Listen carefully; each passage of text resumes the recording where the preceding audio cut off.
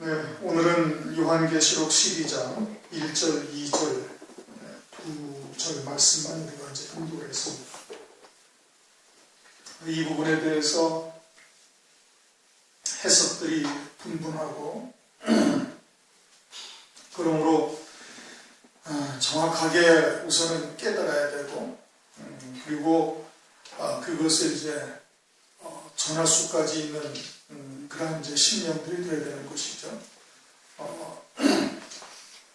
내 혼자 알고 그냥 있어서 되는 일이 아니고 하나님께서 우리에게 미리 깨닫게 하시고 은혜를 주시는 이유는 이젠 우리에게 그러한 말씀과 연합이 되어져서 하나가 될 뿐 아니라 이제 입을 열어서 전할 수 있는 자 되게 하시기 위해서 알려주시는 거예요. 그러면은 그러한 말씀을 성경적 근거를 대고서 이제 전할 수가 있어야 되는 거예요. 그냥 우리가 지금 하고 있는 이와 같은 그 하나님의 말씀을 보는 시각을 일반적으로 교회에서 또는 학문적으로 그것을 그 알레고리적 해석이라 이렇게 얘기를 합니다. 그냥 영적인 해석이다, 영해다 이렇게 얘기를 하는 거예요. 그런데 이제 일반적으로 그 알레고리적 해석 또는 영해다라는 것은 그저 해석하는 자의 심령에 따라서 지 마음대로 왔다 갔다 하는 것을 말하는 거예요. 그래서 그런 것을 교회에서는 배척을 합니다. 그런데 우리가 성경을 보는 시각은 그런 것이 아니라 성경으로 성경을 들여다보는 거예요. 성경으로. 그게 목사나 어떤 사람이 개인적인 주관을 가지고 하나님의 말씀을 이렇게도 해석하고 저렇게도 해석을 하는 게 아니다. 그건 사람의 해석이지 그건 하나님의 뜻이 아니라는 말씀이에요. 성경으로 성경을 해석해야 되는 거예요. 하나님의 말씀은 우리 인생들이 구원을 얻기에 온전한 말씀이에요. 그렇다고 그냥 그 당시의 역사적인 배경 또는 지리적인 환경 이런 것을 다 알아야 하나님의 말씀을 해석할 수 있는 것은 더더욱 아니에요. 성지순례를 갔다 와야 되고 또 그냥 이스라엘의 역사를 배워서 역사적인 배경이 어떻게 흘러갔고 그래서 왜 이런 말씀을 했는가라는 것을 그러한 문화적이나 역사적인 배경을 통해서 해석을 해서는 안 되는 거예요. 그것은 아니란 말이에요. 그냥 이 성경 말씀은 저 오지에 있는 사람도 세상에 있을 동안 살면서 자기 사는 변두리에서 벗어나지 못한 사람도 충분히 구원 얻을 수 있는 말씀이에요. 세상에서 유명한 지식을 배우고 신학적인 어떤 학문을 갖다 한동안 터득을 해가지고 해야만 이 구원을 얻는 말씀이 아니라는 말씀이에요. 성경 요 하나로 구원을 얻게 해주신 말씀이란 말이에요. 그러니까 성경을 통해서 성경을 들여다봐야 되는 거예요. 그것을 알레고리적 해석이라고 이야기할 수가 없는 거예요. 그건 하나님의 말씀 이사야서 34장인가 36장에 말씀합니다. 성경에 다 짝이 있다 이거예요. 그러니까 그 짝이 있는 말씀을 서로 맞추어서 해석을 해야 이것이 성경 하나님의 말씀의 온전하신 뜻이 되는 거예요. 그러기 위해서는 성경적인 근거를 딱딱 가지고 있어야 이 말씀이 왜 그렇게 해석이 되었는지를 설명을 할 수가 있는 것이죠. 근데 그것을 잘 깨달아야 되는 거예요. 그래서 오늘도 마태복음 24장 15절을 간단하게 설명을 할 수 있는 것에도 불구하고 굳이 계속해서 이야기하는 것은 그 말씀이 어디서부터 시작이 되어져 있고 어떤 말씀을 근거로 해서 왜 이렇게 해석이 되어야 되는지를 갖다가 여러분들한테 들려드리는 거예요. 그래야 어디 가서도 증거할 수가 있다 이거예요.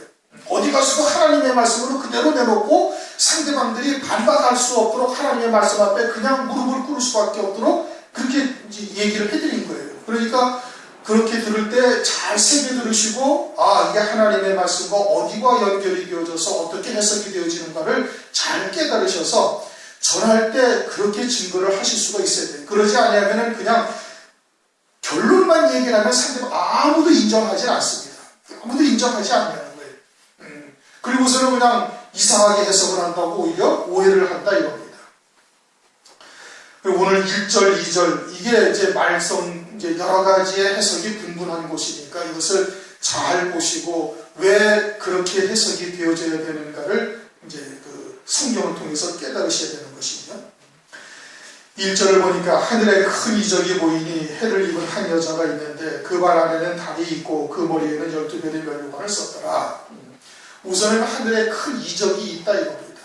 하늘에 이적이 있는 거예요.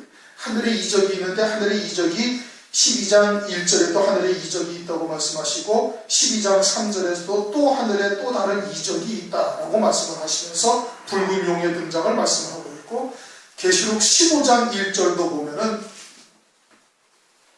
또 하늘에 크고 이상한 다른 이적을 보매 하면서 7 천사가 7 재앙을 가진 진노의 대접을 쏟아붓는 것이 또 이적이다라고 말씀을 하고 있어요. 이렇게 이제 12장, 13장, 14장, 15장을 걸쳐서 이제 3가지 이적이 등장을 합니다. 이 3가지 이적이 뭐냐면은 11장 19절 마지막 절 보면은 이에 하늘에 있는 하나님의 성전이 열리니 성전 안에 하나님의 언약궤가 보이고 하나님의 언약궤라는 것은 하나님의 언약하신 말씀이 있는 궤예요. 그것을 보여주었다라는 것은 하나님께서 말씀하신 대로 그대로 이루신다라는 뜻인 겁니다. 하나님이 언약하신 대로 그대로 이루시는 것이 이제 3가지의 이적을 통해서 나타나는 거예요. 언약하신 대로 번개와 음성과 내성과 지진과 큰 우박이 있는데 이와 같은 것이 뭘 말하는 거예요? 하나님이 언약하신 대로 그대로 이루신다 이겁니다. 그것을 이제 12장부터 14장까지 총론적으로 쭉 말씀을 한 거예요. 15장까지 총론적으로 이 마지막 둘째 화가 끝난 다음에 이제 어떻게 이루어 가시는지를 총론적으로 지금 말씀을 하고 있는 거예요. 그래서 그 첫 번째 이적이 뭐냐면은 해 입은 여자의 등장이에요. 해 입은 여자의 등장. 두 번째 이적은 붉은 용이 해 입은 여자가 아이들을 낳으면 탁 삼켜버리려고 그 앞에서 그냥 딱 서 있는데도 불구하고 해 입은 여자가 아이를 낳고 예비처로 가서 한때 두때 반때 1260일 동안 양육하는 곳에 가는 것이 이게 또 이적인 거예요. 그게 이적이에요. 또 세 번째 이적은 계시록 15장 1절에서 말씀하시는데 이거는 이상한 다른 이적이다 이거예요. 그리고서는 7 진노의 대접을 갖다가 쏟아붓는 거예요. 누구에게? 하나님의 자녀들에게. 어떻게 하나님의 자녀로서 하나님을 섬긴다 하며 외치고 그렇게 하고 있었는데 하나님으로부터 진노의 심판을 받는 자들이 되었는가? 이게 참 크고 이상한 또 다른 이적이다 이런 뜻입니다. 그것을 통해서 하나님의 언약이 그대로 마지막 때 이루어진다 이거예요. 마지막 때 이루어지는 거예요.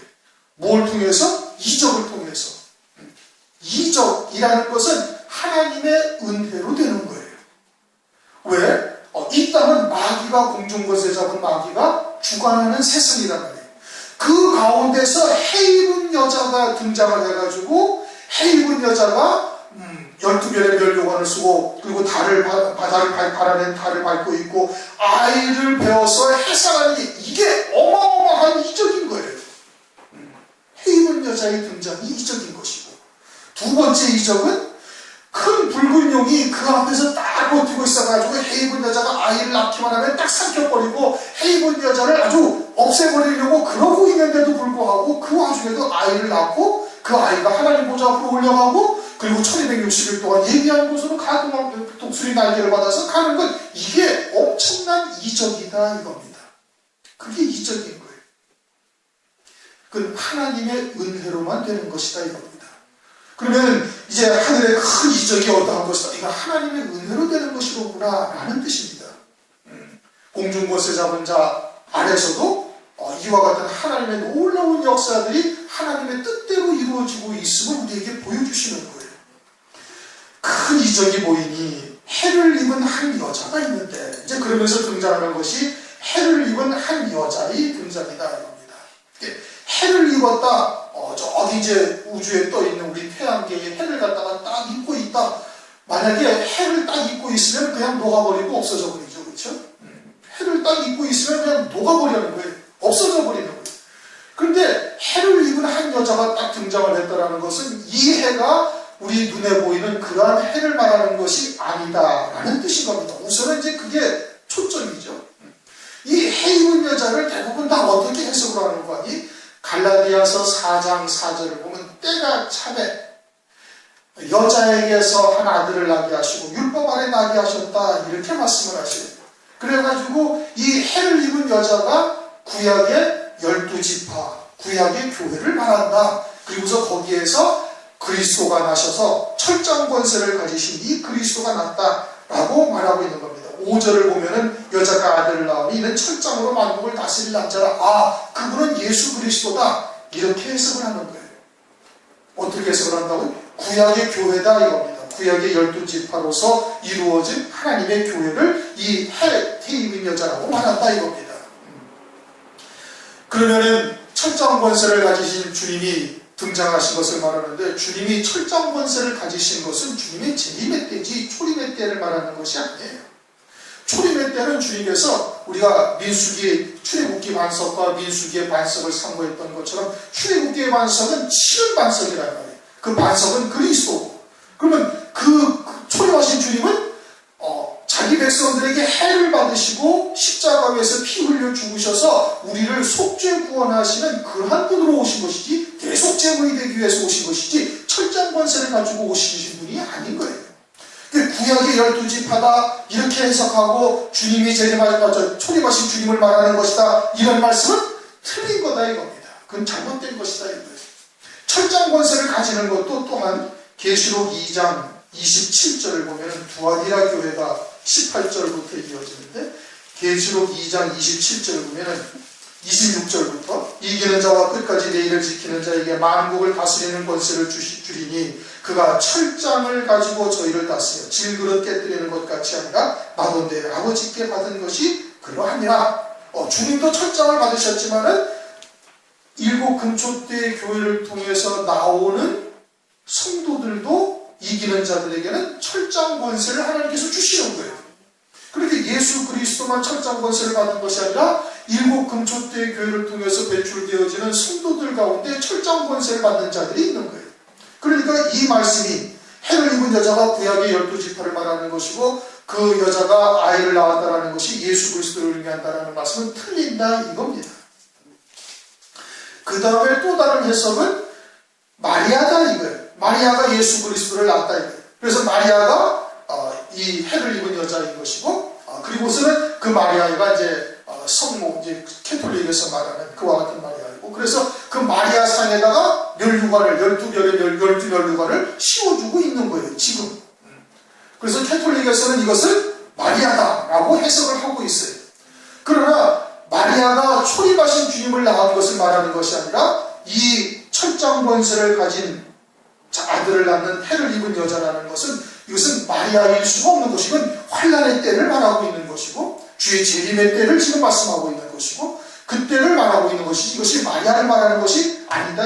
이게 구약의 12지파라고 이야기하는 것도 잘못된 것이고 마리아라고 얘기하는 것은 더더욱 잘못된 게, 이건 성경을 전혀 아주 그냥 정말 그것을 알레고리적 해석을 하는 거예요. 자의적 해석을 해버리는, 그냥 뭐 꿈 해몽하듯이 해석을 해버리는 거예요. 그러면은 해를 입은 여자가 한 여자가 있는데 이것은 어떻게 봐야 되는가? 실제적인 해를 입었다라는 것은 아니고, 그러면은 이것이 무엇을 말하는 것인가? 시편 84편 11절을 보면 여호와 하나님은 해다 그렇게 말씀을 하고 있어요. 또 창세기 1장 14절, 15절, 16절을 보면 하나님께서 하늘에 큰 두 광명을 두셨는데 큰 광명은 낮을 주관하게 하시고 작은 광명은 밤을 주관하게 하시는데 그들로 하여금 땅을 비추라고 많이 말씀하고 있어요. 땅을 비추라. 큰 광명, 작은 광명을 보고 땅을 비추라 그렇게 말씀하셨단 말이에요. 그것은 분명 해나 달을 의미하는 것은 맞아요. 그런데 성경에서 해라는 단어나 달이라는 단어를 피해버렸어요. 굳이 해나 달을 말하는 것은 확실한 거거든요. 그런데 해나 달이라고 말하지 아니하시고 큰 광명, 작은 광명이라고 말씀하셨어요. 그럼 그것은 다른 뜻을 지금 두고 있는 것이고요. 이것이 해나 달을 말하는 것이 아니라 다른 의미를 두고 있다 이 뜻인 겁니다. 큰 광명, 작은 광명이라고 말하는 것은.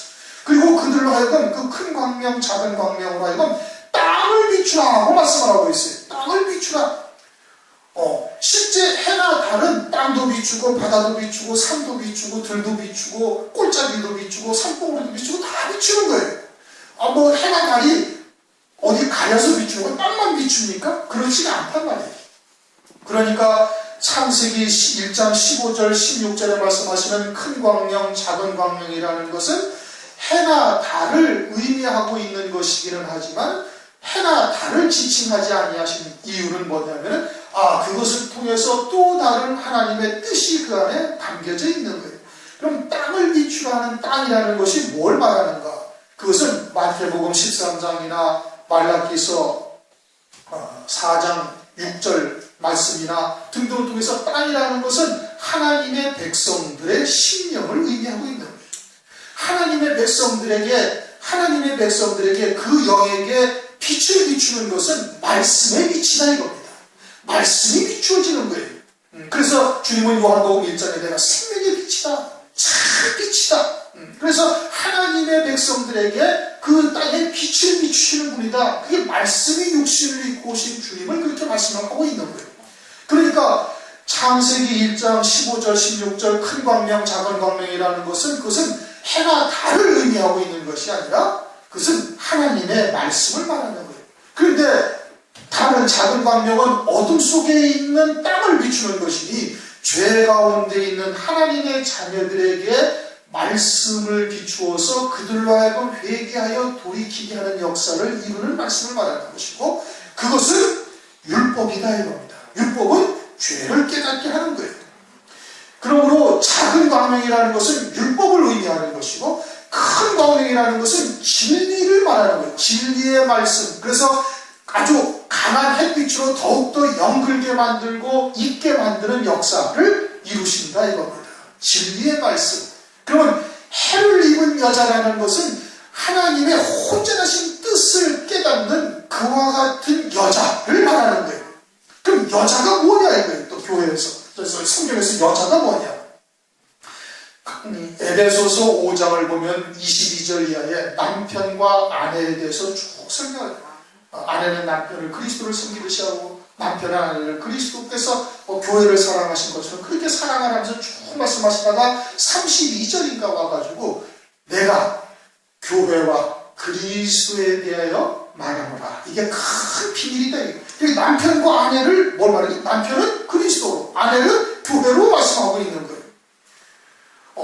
또 요한계시록에서도 그리스도의 신부 어린 양의 아내로서 성도들을 말하고 있어요. 에레미야서나 또는 호세아서나 이런 데를 보면 남편은 하나님, 아내는 그의 백성들을 말하고 있는 것이. 그러니까 여자라는 것은 뭘 말하는 거예요? 교회요 성도들을 말하고 있는 것이고 하나님의 말씀 가운데 혼전한 진리로 입었다 이겁니다. 진리의 말씀으로 무장되어진 교회. 다시 말하면 금초대 교회를 말씀하고 있다 이겁니다. 일곱 금초대 교회를 말씀을 하고 있는 거예요. 해 입은 여자. 그래서 요한계시록에서는 여자가 딱 둘만 등장을 하는데 해를 입은 여자와 음녀만 등장을 하는 거예요. 음녀는 여자는 여자인데 가늠, 음행한 여자인 거예요. 왜 음행을 한 여자라고 말씀하고 있어요? 오실 그리스도를 신랑으로 맞이해야 할 교회가 그러지 아니하고 다른 자를 그리스도로 맞이한 거예요. 요한복음 5장 39절 말씀처럼 다른 사람이 내가 아버지 하나님의 이름으로 너희에게 왔으나 너희가 나를 영접하지 아니했지만 만일 다른 사람이 자기 이름으로 오면 너희가 영접하리라. 그래서 적그리스도가 그리스도처럼 등장을 하게 되어질 때 그를 영접해서 음행한 여자, 음녀가 된다 이 뜻인 겁니다. 음녀가 된다 이거예요. 그리고 요한계시록에서 말씀하시는 해 입은 여자나 음녀는 교회를 의미하고 있는 것이고 음녀는 적그리스도를 그리스도처럼 경배하게 되어지는 그와 같은 변질된 교회, 변질된 말씀으로 살고 있는 배도한 교회를 말하는 것이고 해 입은 여자는 진리의 말씀으로 세워진 그와 같은 금초대 교회. 결국은 그들은 진리의 말씀을 쫓아 믿음을 따라 순교하거나 아니면은 짐승표를 받지 않고 예비초로 옮겨지는 이와 같은 성도들이 나오는 금초대 교회를 말하는 거예요. 이렇게 해 입은 여자가 등장하는 것이 이적인 거예요. 예? 왜? 마지막 때는 다 노아의 때와 같은데 마지막 때는 전부 다 모세 때와 같이 영적으로 음행하고 그저 먹고 마시고 입고 즐기고 그리고 시집가고 장가가는 것이 전부 다 신앙의 목적이 되어져서 모든 기도의 제목이 그거요, 모든 교회의 목표가 그거밖에 없어요. 그러한 와중에 해를 입은 여자 금초대 교회가 등장한다는 것 자체가 이게 이적인 거예요. 그게 하나님의 은혜로 되어지는 일인 거예요. 사람이 지혜로워서 사람이 똑똑해서 될 수 있는 일이 절대 아니다 이겁니다. 절대 아닙니다. 하나님께서 우리에게 그냥 은혜를 베풀어 주신 거예요. 마치 나그 한 옥합을 장사할 주님에게 그 발에 붓고 마리아가 붓고 자기 머리털로 그 발을 씻겨서 그 향이 사람들이 나를 장사할 때를 위해서 그냥 두라고 주님께서 말씀하셨잖아요. 왜? 그 가장 귀한 향이 사람들이 다 장사할 무렵에 사람들이 다 흙속에다가 진리의 말씀을 묻어버린 그때에 그 향이 나오게 하시는 거예요. 주님께서. 오늘날 해 입은 여자의 등장이 이게 기적 중에 기적이 제일 큰 이적인 거예요. 나올 수 없는 환경에서 하나님께서 은혜를 베풀어 주셔가지고 그와 같은 진리의 교회, 금초대 교회가 등장하게 된 거다 하시는 겁니다. 그리고는 그 발 아래는 달이 있고, 이제 그 달이라는 것이 무엇인지를 우리가 이미 깨달았어요. 그건 뭐예요? 율법이다 이겁니다. 율법은 죄를 깨닫게 하는 거예요. 그것이 그리스도가 오시기 전까지 모황선생이 되어져서 이스라엘 백성들이 율법 아래 살고 있었지만은 율법의 온전하신 뜻이 무엇인지를 깨닫지 못하는 거예요. 저희가 하나님께 대한 열심은 있으나 로마서 10장 2절 3절 말씀하고 있죠. 하나님께 대해서 열심을 있느라 지식을 쫓은 게 아니다 이거예요. 하나님의 말씀에 온전하신 뜻이 무엇인지를 깨닫지 못한 거예요. 그리고서는 자기의 의로 사람의 의로 하나님의 의를 지금 멸하고 있는 이와 같은 상황을 로마서 10장 2절 3절에 말씀하고 있어요. 그러니까 달이라는 건 뭘 말하는 거예요? 어둠 가운데 있는 하나님의 백성들에게 비춰서 회개하여 돌이키게 하는 역사를 이루는 율법을 말하는 거예요. 그 율법을 어떻게 한다? 발로 딱 밟고 있다 이거예요. 딱 밟고 있다라는 것은 계시록 10장에서도 손에 펴놓인 작은 책을 들고 선 자가 땅과 바다를 발로 밟고 서 있다라는 것이 무엇을 의미하는지 우리가 이미 알았어요. 그 펴놓인 작은 책을 온전히 깨닫고 믿음으로 받게 되어지면은 세상과 죄를 이기는 자가 되는 거예요. 세상에 연연하지 아니하고 죄로 인해서 전전긍긍하지 아니하는 자가 된다. 이 율법을 발로 밟았다라는 것은 율법을 주신 하나님의 의미가 무엇인지를 깨달아서 율법이 정죄하는 법이 아니라 죄와 사망으로 가두는 것이 아니라 이제는 그것이 생명의 법으로 살리는 법으로 우리에게 주신 것임을 깨닫고 있는 거예요. 그렇게 되어져야 온전한 진리 가운데 있는 자가 된다 이 뜻인 겁니다. 하나님께서 우리에게 원죄를 주신 뜻이 뭐예요? 원죄를 주신 것은 육으로 살지 아니하고 육으로 살 때 그 죄 가운데 두사 깨닫게 하시는 거예요. 율법을 통해서. 그래가지고 다시 믿음으로 다시 영에 속한 자로 하늘에 속한 자로 우리의 발걸음을 옮기게 하시기 위해서 율법을 두신 거예요. 이미 우리는 그리스도 안에서 정죄함이 없다 이거예요. 이미 우리는 본래부터가 하나님의 아들인 거로 아들의 영을 우리에게 부어주셔서 아버지라 부르게 하신다. 그러니 하나님께서는 우리의 영을 이미 창세전에 구속하실 뜻을 이미 정해 놓으신 거예요. 그러니까 그와 같은 율법은 우리로 하여금 온전한 생명에 이르게 하시는 하나님의 법이다라는 뜻을 그것이 무엇을 의미하는지를 깨닫고 있는 거예요. 그러니까 죄와 사망의 권세에 이제는 연연하지 아니하고 그런 것에 의해서 전전긍긍하는 신앙이 아니다 이겁니다. 그게 발 아래 달을 딱 밟고 있는 것을 말하고 있는 거예요. 율법을 주신 뜻을 온전히 깨닫고 원죄 있는 몸에 아들의 영을 넣어주셔서 아들의 영에 원죄 있는 몸을 입혀서 이 땅에 보내셔서 살게 하시는 이유가 뭔지를 아는 거예요. 오직 하나님의 의로만 사는 자 되게 하시는 하나님의 은총이다 이겁니다. 그러니 해를 입은 한 여자가 있는데 그 발 아래는 달이 있고 머리에는 12별의 면류관을 썼다라. 머리에는 12별의 면류관을 썼다라는 것은 이 여자는 지금 어떤 여자예요? 일곱 금초대 교회를 말하고 있는 것이고 일곱 금초대 교회를 통해서 나오는 성도들은 첫째 부활의 영광 예수의 증거와 하나님의 말씀을 인하여 환난 가운데 배도하지 아니하고 그런 신앙의 정절을 지키다가 순교하는 성도들이 주된 목적이에요. 예비처는 그건 하나님의 주된 목적이 아니라 어린 양의 안에 그리스도의 신부를 세우시는 것이 하나님의 주된 목적인 거예요. 그러니까 이 교회를 나오는 신령들은, 성도들은, 이 일곱 금초대교회의 성도들은, 그들은 다 환난 가운데 순교를 통해서 첫째 벌의 영광을 입고 어린 양의 안에 또 새 예루살렘 성에 들어가는 자가 되는 거예요. 근데 그 새 예루살렘 성을 보면은 12 기초석에 12 사도들의 이름이 다 써 있다, 이렇게 말씀하고 있어요. 그러면 12 사도들의 이름이 써 있는 그 보석이 기초석이라는 이야기는 12 사도의 신앙을 그대로 계승하여 그 믿음대로 살다가 가는 자들이 들어가는 성인 거예요. 그럼 환난 가운데 예수의 증거와 하나님의 말씀을 인하여 목배임 받은 자들은 12 사도가 걸어갔던 그 길을 우리도 그대로 쫓는 자들인 것을 말하는 거예요. 그 신앙을 그대로 계승한 거예요. 그 신앙을 그대로 계승하게 되어지면 어떻게? 짐승표를 받지 아니하고 환난날에 예수의 증거와 하나님의 말씀을 내어 목배임을 받고 순교하는 자들이 되는 거예요.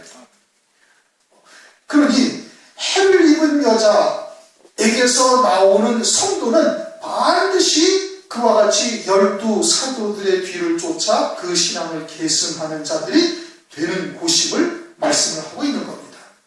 그래서 어린 양의 안에 그리스도의 신부가 되고 새 예루살렘 성을 가지는 자, 새 예루살렘 성에 들어가는 자들이 될 것을 지금 말씀을 하고 있는 거예요.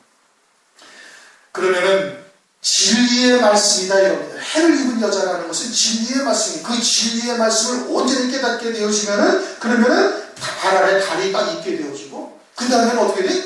12 사도들의 신앙을 계승하는 자들이 되는 거예요. 그렇게 되는 거예요. 무엇을 통해서? 진리의 말씀을 통해서.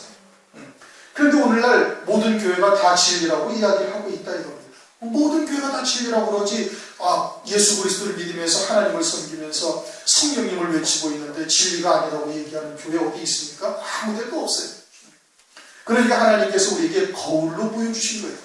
고린도전서 10장에 말씀하고 있죠. 거울로 저희의 다수를 기뻐하지 아니하신 고로 저희들 광야에서 판별하셨다 이겁니다. 그리고는 그 거울로 우리에게 보여주세요. 그래 너희는 저들처럼 간음하지 말고, 저들처럼 우상 숭배하지 말고, 저들처럼 하나님을 시험하지 말고, 저들처럼 원망하지 말라.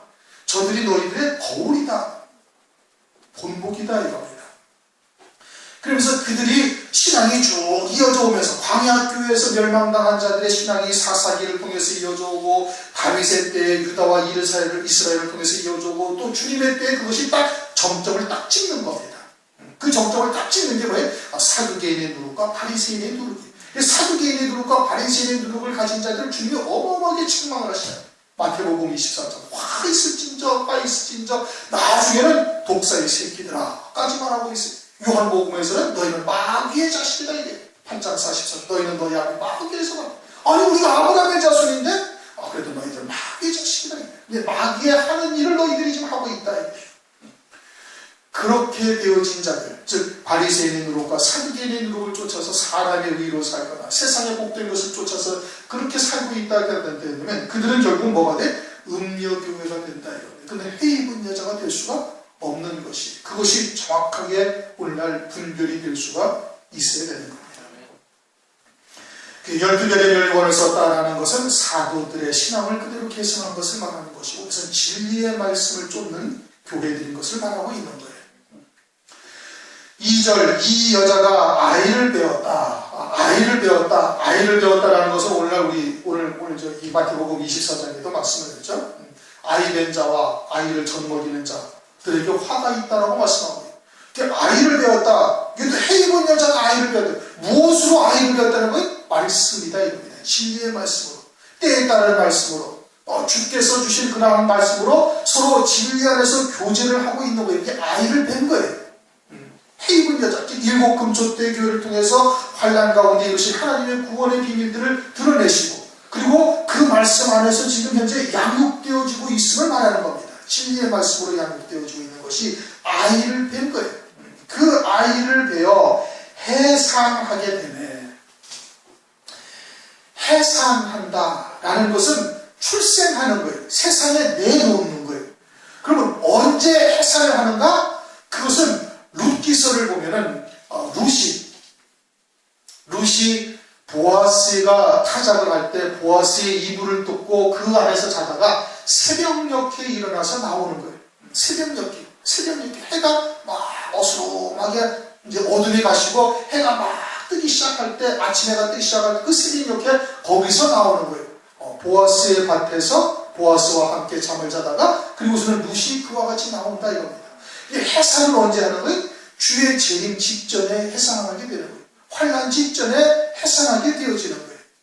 즉 환난 직전에 해산하게 되어진다는 것은 오늘 우리가 무화과 나무의 비유를 통해서 이미 때가 아주 임박하다는 것을 알고 있고, 이제 적그리스도가 등장하게 되어지면 그와 같이 이제 주의 길을 예비하는 종들로서 쓰임받는 자들이 다니면서 외치는 자가 되어질 것이고, 그것이 바로 뭐예요?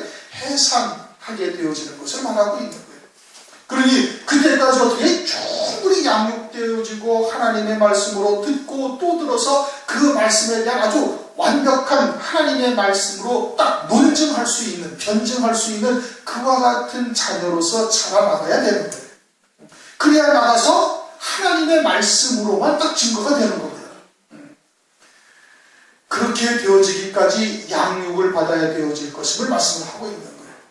그런데 그렇게 해산하게 될 때가 어떻게 된다? 아파서 애써 부르짖더라. 일반적으로 아이를 잉태하고 아이를 낳을 때가 되어질 때까지 통증이 없어요. 그렇죠? 일반적인 아이를 잉태하게 되어지면 아이 배는데 아픕니까? 아이가 3달 되고 5달 되고 8달 됐는데 배가 아프나요? 물론 이제 뭐 좀 유전적으로 잘못됐다거나 어디에 좀 신체적으로 이상이 있다거나 뭐 좀 아플 수도 있고 통증도 올 수 있지만 일반적인 상황에서는 애 낳을 때까지 아프진 않습니다. 결과적으로 아프진 않아요. 그리고서는 해산하게 되니까 하루에서 어마어마한 통증이 임하게 되는 것이죠. 그런데 갈라디아서 4장 19절을 보면 사도 바울이 갈라디아의 교회에게 편지를 하는데 내가 너희를 위하여 다시 해산하는 수고를 한다. 그렇게 말합니다. 그들을 양육하고 그들을 길러가고 말씀으로 그들을 갖다가 양육하는 것이 그것이 마치 뭐와 같다? 해산하는 수고와 같다는 거예요. 그러니까 먼저 된 자로 하나님께서 주의종으로 세우시고 하나님의 말씀으로 양육을 하고 그들을 길러가고 하는 그 모든 그것이 해산하는 수고와 같다. 그렇게 말씀을 하고 있는. 그 진리의 교회, 금초대의 교회에서도 역시 마찬가지로 양육을 하는데 그것이 해산하는 수고와 같은 것이에요. 왜? 끊임없이 악한 자는 그들을 갖다가 공격을 하는 거예요. 틈만 나면 공격을 해. 때로는 여러 가지 연단으로 그냥 그를 갖다가 실족할 수밖에 없는 환경으로 몰아가는 거예요. 마귀가 일반적인 교회, 다시 말하면 바리새인의 누룩이나 사두개인의 누룩을 쫓아서 살고 있는 교회는 건드릴 필요가 없어요. 그들은 그냥 짐승만 등장하면 그냥 그대로 다 꼬꾸라질 곳이기 때문에 건드릴 필요가 없는 거예요. 어디만 걔네들이 공격을 하겠어요? 진리의 교회들만 걔네들이 아주 길을 쓰고 대드는 거예요. 어찌하든지 진리의 말씀을 받지 못하게 하려고 온갖 방법을 쓰는 거예요. 돈벌이가 때로는 잘되게 한다든지 잘되게 해서 거기에 자꾸 빠지게 만드는 거예요. 마지막 때가 그렇다고 말씀을 하고 있죠. 오늘날 둘이서 벌지 아니하면 일반적인 문화 수준을 유지할 수가 없는 거예요. 차 한 대 끌고 다녀야지, 뭐 여러 가지 문명의 이기들을 다 들여놔야지, 또 뭐 때 되면은 2달에 한 번씩은 또 어디 한 번씩 놀러 갔다 와야지, 또 좀 더 잘 사는 사람들도 해외도 한 번씩 1년에 한 서너 차례 왔다 갔다 하면서 그래야 말이 되는 거예요. 같은 레벨에 있는 사람들하고 이야기가 소통이 그래야 되는 거예요. 아니 이쪽 사람들은 해외여행도 몇 번씩 갔다 오는데 지는 한 번도 안 가고 그러면 말이 통하지 않냐고 걔네들한테 외면당한다니까. 그러니까 그런 생활을 유지하기 위해서 어떻게 더 열심히 벌어야 되고 더 많이 벌어야 되고 그리고 투잡도 갖고 부부간에 같이 일을 하고 그러는 거예요. 그리고 전부 다 먹고 마시고 시집가고 장가가는 일에 몰두할 수밖에 없게 만들어가는 거예요. 세상을. 누가? 마귀가. 그러니 하나님의 백성이 그 금초대 교회도 그렇게 거기에 몰두할 수밖에 없도록 여러 가지 환경을 조성해 가는 겁니다.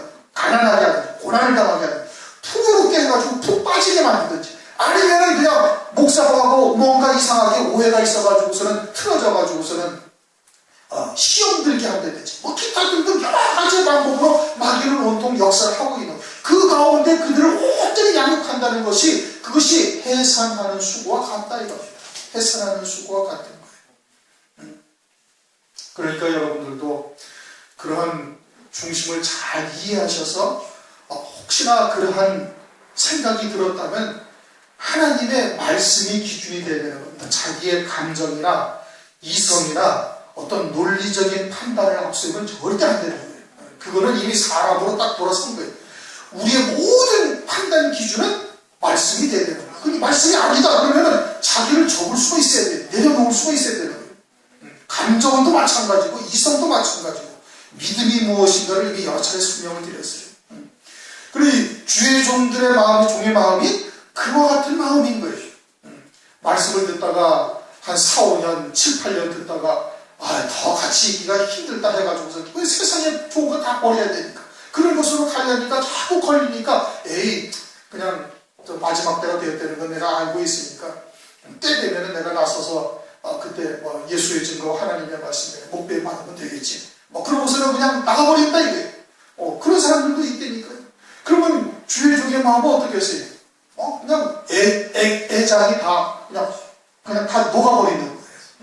그러니까 하루에도 화장실 갔다 한 7, 8번씩 가요. 계속 가는 거예요. 뒤틀리니까 속에서 그냥 계속 뒤틀리고 앉아있으니까. 그런 것이 며칠씩 간다니까요. 그러니 하나님의 말씀을 통해서 모든 것을 판단하셔야 되는 거예요. 그게 믿음으로 사는 자이고 마지막 때를 우리가 보러 오고 있는 신앙이라면 그렇게 해야 되는 것이죠. 그러니 우선은 해 입은 여자의 등장이 이게 이적이에요. 그 다음에는 큰 용이 등장해서 온갖 방법을 써서 그들을 패방하는데 아이를 순산해서 하나님 보좌 앞으로 올려가는 게 이게 또 이적인 거예요. 그게 이적이다 이겁니다. 또 다른 이적은 뭐예요? 또 다른 이적은 하나님의 백성이 하나님으로부터 진노의 심판을 받는다는 게 이게 있을 수 없는 이적인 거예요. 그래서 또 다른 이상한 이적이라고 15장 1절에 말씀을 하고 있는 거예요. 해 입은 여자가 등장했어요. 그 말씀을 우리가 듣고 있다는 것은 이건 엄청난 하나님의 은총을 입은 거예요. 세상에서 아무리 큰 영광과 부귀 영화를 우리에게 안겨준다 할지라도 절대 바꿀 수가 없는 거예요. 왜? 그것은 우리의 영생과 관계된 것이기 때문에 그런 겁니다. 그 믿음으로 우리가 받았다면 자꾸 그 믿음을 다지고 또 다져서 남자답게 가끔해서 이제 그 어떠한 것들이 우리에게 다가온다 할지라도 흔들리지 않고 요동하지 않냐고 믿음으로 이겨나갈 수 있는 자가 되어야 되는 거예요. 마귀는 계속해서 우리 교회를 공략할 거다 이거예요. 어떠한 방법을 쓰든지 교묘하게 사람의 감정을 가지고 또는 어떤 이성적인 무엇을 가지고 공략을 할 거예요. 그런 것에 여러분 흔들려서는 아니 되는 거예요. 그리고는 이제 출생할 때까지 언제까지 마귀의 적그리스도의 환란이 시작되기 직전까지 하나님의 말씀으로 계속해서 양육을 받아서 때에 따른 말씀으로 아구까지 채워져야 되는 거예요. 그래야 혼인잔치에 떠다주는 포도주, 가장 좋은 포도주가 된다. 가장 좋은 포도주는 언제 있어요? 마지막 때 있는 거예요. 마지막 때. 환란 직전에. 오늘날 우리가 그런 말씀을 우리가 잘 깨닫고 아주 이제 마음에 절대적으로 새기셔서 그렇게 예배 드리기 전에 항상 기도하시 하나님의 말씀이 내게 생명이 되도록 내게 완전히 심기에 새겨질 수 있도록 하나님 이 시간 듣게 하여 주시옵소서 기도하시면서 들으시고 시간도 그렇게 많이 남지 않은 것 같지 않습니까? 그렇게 들으셔서 이제는 한 번 들을 때 완전히 새겨져가지고 이제는 하나님의 말씀을 펼쳐놓고 전할 수 있는 그것들이 되기까지 이 시기에 주님의 이름으로 축원합니다. 동성애 남씨 기도하시겠습니다.